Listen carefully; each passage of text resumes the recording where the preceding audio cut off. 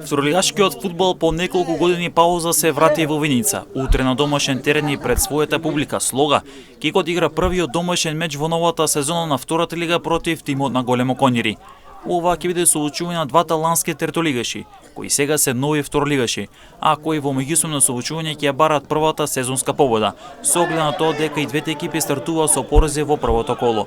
Екипата на Слога Виница, која ја предводи штипскиот тренер Емил Грнев, загуби на гостувањето во рамки на првото коло од Скопје во автокоманда со минимални 1:0.